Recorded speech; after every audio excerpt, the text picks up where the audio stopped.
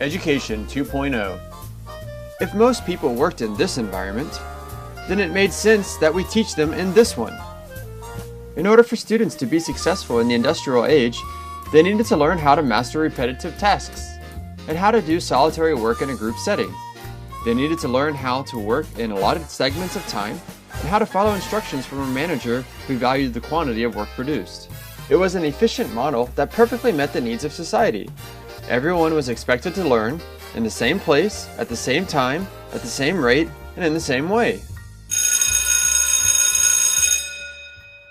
Today we find ourselves in a time very different than the days of the Industrial Revolution. The context of society, and in turn education, has rapidly changed. Most of us don't work in factories or on assembly lines, and yet our classrooms still look like this. Things are changing, and changing fast. Technology is advancing so fast that in just a few short years from now, we'll probably be laughing about how archaic smartphones were, the same way that we laugh about 8-track players and VCRs.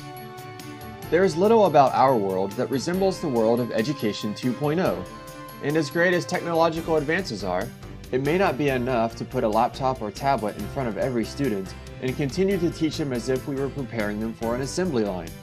After all, a vast majority of employers surveyed identified collaboration, creativity, communication, and critical thinking as very important skills.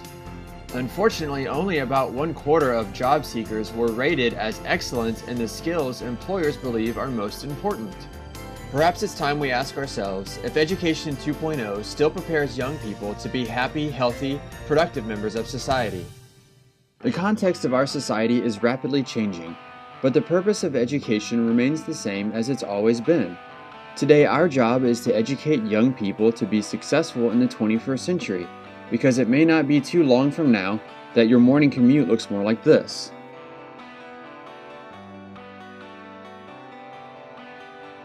There is a vast world of possibilities for young people today, and if we want them to be equipped with the skills necessary to be successful in Life 3.0, then it's probably time that we start talking about Education 3.0.